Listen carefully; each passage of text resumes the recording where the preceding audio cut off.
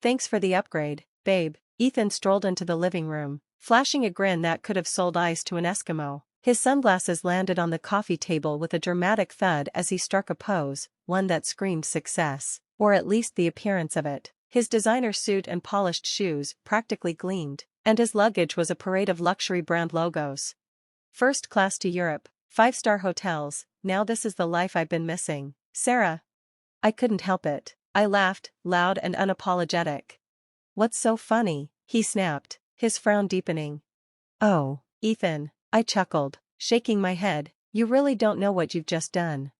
I'm Sarah, 34, cybersecurity pro, and the last 7 years of my life have been spent married to a man who was a master of charisma but a complete disaster behind the scenes. Ethan was always the dreamer, the smooth-talking visionary, the one who sold me on plans that never quite made it past the drawing board. Meanwhile, I was the one doing all the heavy lifting, working hard while he hopped from one pipe dream to the next.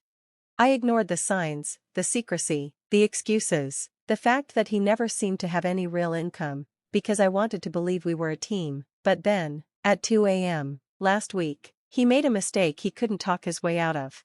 I'd been asleep upstairs when it happened. He must have waited until I was deep in dreamland before sneaking down to my laptop. With my line of work, I always keep an eye out for fraud, but I never thought I'd have to worry about it at home. That night, Ethan used my laptop to grab the details of one of my credit cards. He snapped a few photos, jotted down some numbers, and then snuck back into bed like nothing had happened. The next morning, as I sipped my coffee, my phone exploded with alerts. I opened my banking app to find nearly $50,000 in charges, designer clothes, fancy watches, first-class flights to Paris. My stomach twisted as everything clicked into place. Of course it was Ethan. But instead of losing my mind, I felt a strange satisfaction. The card he'd swiped wasn't mine, it was a dummy card tied to a fraud detection program I manage at work. Every transaction triggers an automatic alert sent straight to the authorities. Ethan had no idea. He'd just handed himself over as a case study. I called Chloe, my lawyer, first thing. You are not going to believe this, I said, telling her everything.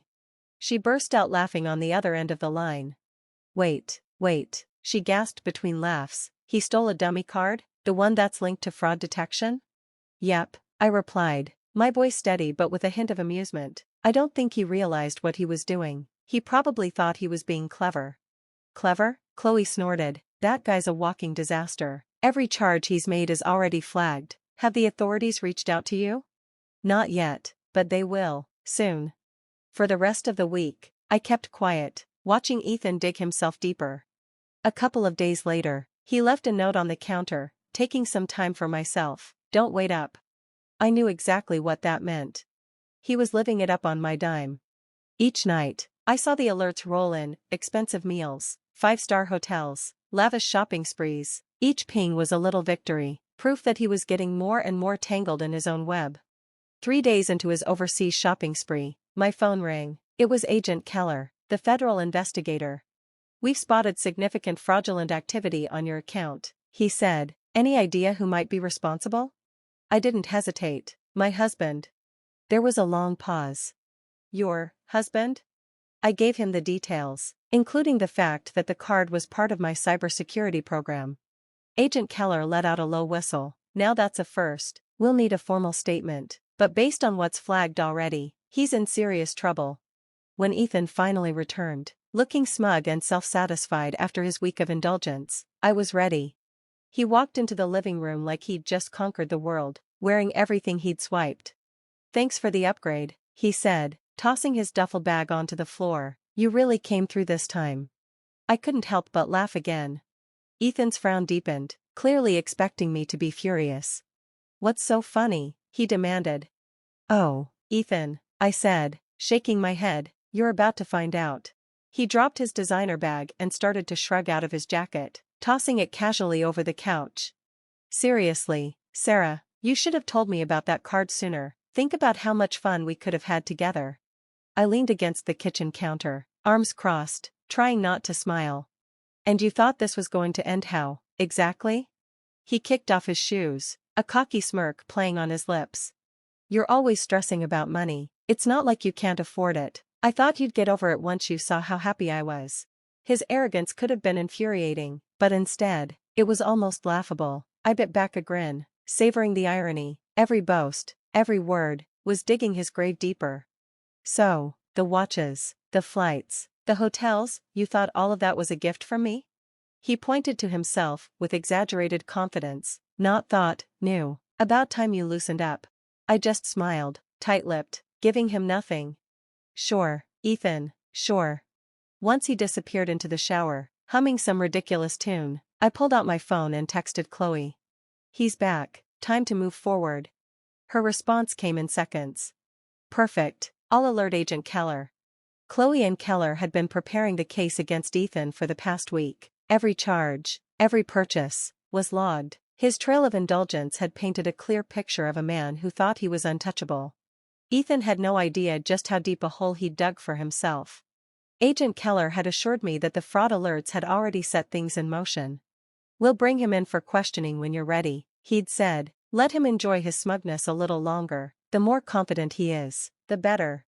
As I listened to Ethan's off-key singing echo from the bathroom, I knew one thing for sure, his time was up. I felt a strange sense of calm wash over me. For years, I'd allowed Ethan to take advantage of my trust, my kindness, my steady foundation, but this time, he was about to face the consequences of underestimating me.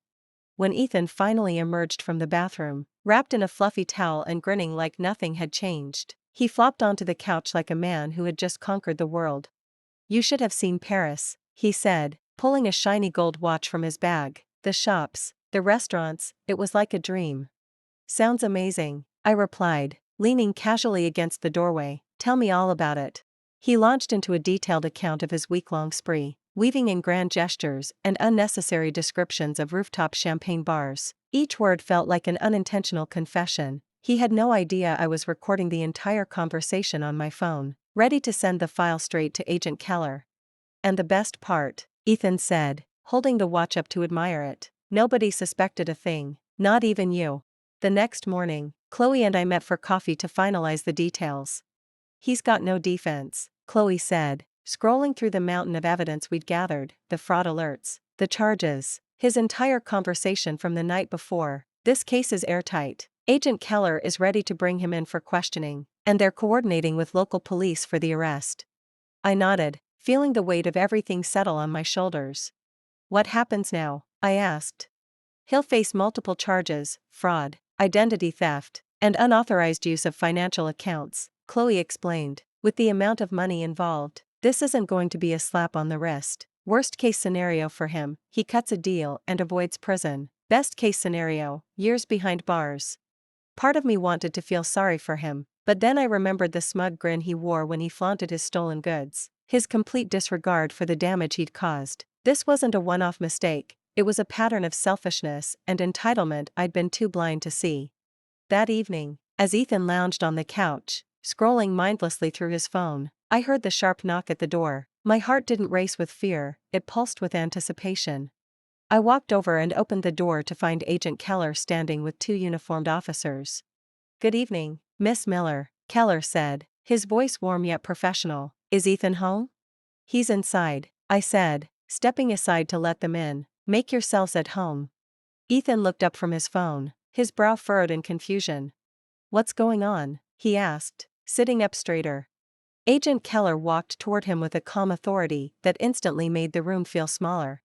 Ethan Miller, you're under investigation for multiple counts of credit card fraud and unauthorized use of financial accounts, Keller said. We'd like you to come with us for questioning. Ethan's face drained of color, his smug confidence shattering in an instant. What? No, this is a mistake, he stammered, his eyes darting to me. Sarah, tell them this is crazy. I crossed my arms and tilted my head. I don't know, Ethan, you've been awfully busy lately, maybe you should explain it to them. As the officers read him his rights and guided him toward the door, he continued to protest. You can't do this, Sarah, this is a setup. You're my wife, aren't you supposed to have my back? I leaned against the doorframe, offering a cold smile. Funny, I thought husbands weren't supposed to steal from their wives. Guess we're both learning something new today. His glare was pure venom as desperation replaced his arrogance. You won't get away with this, he shouted.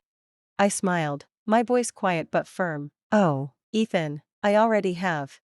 The door clicked shut as the officers led Ethan away, and the house fell into a heavy silence. I stood there for a moment, staring at the empty space where he had just stood. My heart raced, not with fear, but with the overwhelming weight of the moment. He was gone. Finally, truly gone. But this wasn't over, not yet. About an hour later, Chloe called. "He's in with Agent Keller now," she said, her voice calm but resolute. "They've started questioning him." Keller said Ethan is already trying to spin the story in his favor. "Of course he is," I said, rolling my eyes. "Let me guess, he's playing the victim?" "You got it," Chloe replied with a laugh. "He's claiming you gave him permission to use the card, but don't worry, between the fraud alerts, the charges, and your recording, he doesn't stand a chance." The following morning, Agent Keller called with an update. "We've got everything we need," he said. "Your husband, soon-to-be ex-husband, admitted to using the card but insists he didn't know it was tied to a fraud detection program. He's trying to blame the mix-up on you."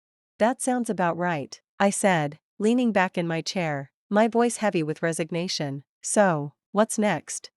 "We're moving forward with the charges," Keller explained. "He's facing multiple counts of fraud and unauthorized use of financial accounts. With the amount of money involved, he'll be facing serious consequences. The buyer protection programs flagged his luxury purchases, so those are being reimbursed. You're not liable for a cent." The relief that washed over me was immediate. 4 days, I'd carried the burden of his actions, afraid he'd somehow slip through the cracks. But now, hearing Keller's confidence, I realized the full extent of my victory. "Thank you," I said softly, "for everything." "Don't thank me," Keller replied. "You handled this brilliantly. The case practically handled itself." The fallout hit Ethan harder than I expected. News of his arrest spread fast among our mutual friends, and soon enough, the image of the charming, carefree husband he'd so carefully crafted began to crumble. Nicole, the woman I'd suspected he'd been seeing, apparently dropped him the moment she heard about the charges. The designer goods he'd flaunted were confiscated. The flights he'd booked were cancelled. The banks froze his accounts. One evening, my phone rang from an unfamiliar number. Against my better judgment, I answered. It was Ethan. "Sarah," his voice was drained, defeated. I need to talk to you." I couldn't help but laugh. "Ethan, the only thing you need to do is figure out how to explain yourself to a judge. Please," he said, his voice shifting from arrogance to desperation. "I messed up, okay? I didn't mean for it to go this far. I was just what?" I cut in, my tone sharp. "Just trying to steal $50,000 from me? Just hoping I wouldn't notice? Just banking on me being too blind or too forgiving to stop you?" Silence. A long, heavy pause. Then, barely above a whisper, he muttered, "I thought you loved me." I exhaled sharply, anger simmering beneath my skin. "I did, Ethan. I loved the person I thought you were, but the man who stole from me, who lied to me, who thought he could get away with it, I could never love that person." I didn't wait for his response. I ended the call. A week later, Chloe called with an update. "He took a plea deal," she said. "No jail time, but he has to pay back everything he stole and complete community service. And his credit? It's ruined for years." "Sounds fitting," I mused. "He always wanted the high life, now he gets to see how the other half lives." Chloe chuckled. "You're handling this way better than most people would." I swirled my coffee, a slow smile forming. 4 years. I thought Ethan was the one holding everything together, his charm, his ambition, his big ideas, but now I see the truth. I was the one holding everything up. He was just dead weight.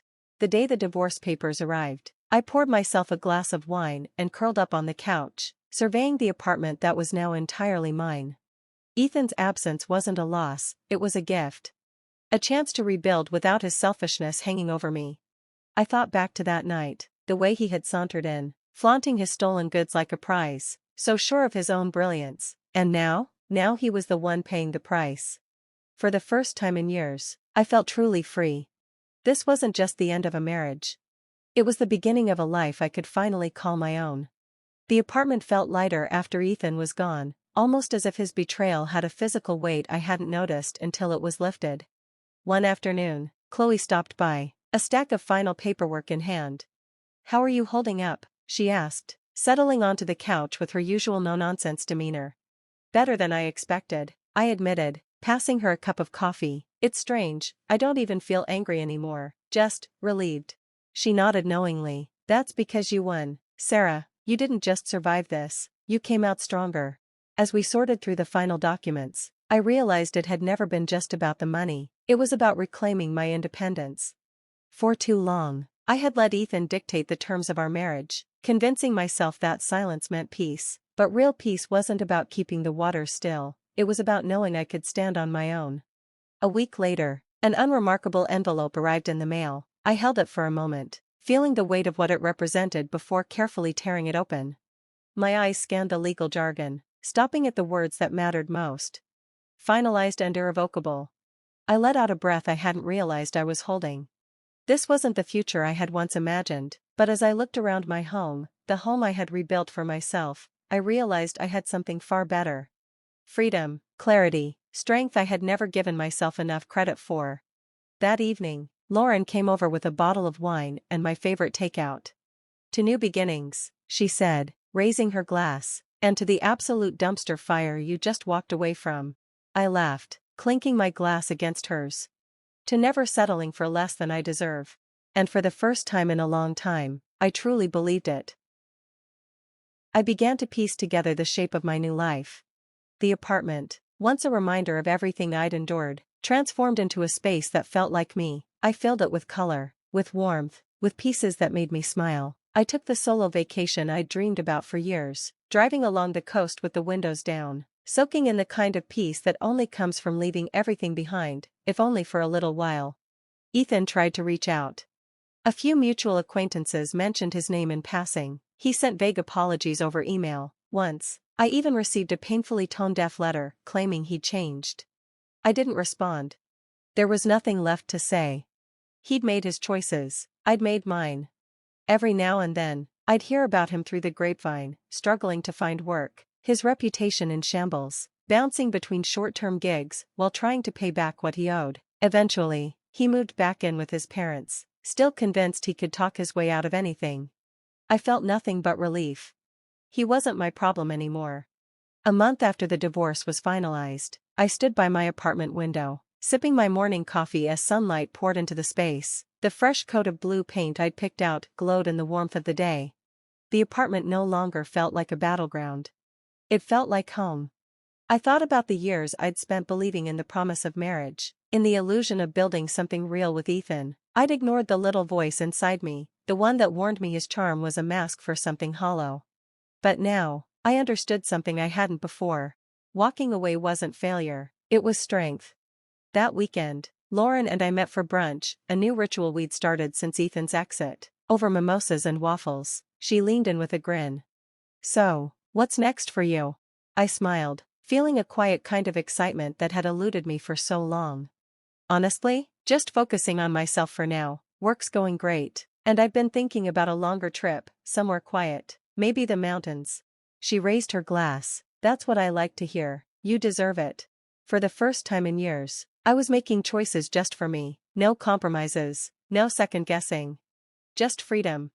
The last time I heard from Ethan, it was another email, a long-winded apology, dripping with self-pity. I read the first few lines before deleting it. I didn't need closure from him. I'd already found it in myself. One evening, I sat on my balcony with a glass of wine, looking out over the city. The past felt distant now, like a story I had once lived but no longer carried. The betrayal, the heartbreak, the fight to reclaim what was mine, it had all led to this moment. And while it hadn't been easy, it had been worth it. I no longer felt angry or bitter. If anything, I felt grateful. Ethan's betrayal had forced me to confront my own strength, to stop settling, to trust my instincts, to never again let someone else dictate the course of my life. I raised my glass to the night sky, a small smile forming. "Here's to me," I whispered, "here's to starting over." And with that, I closed the chapter on Ethan for good. The future was mine now, and I was ready.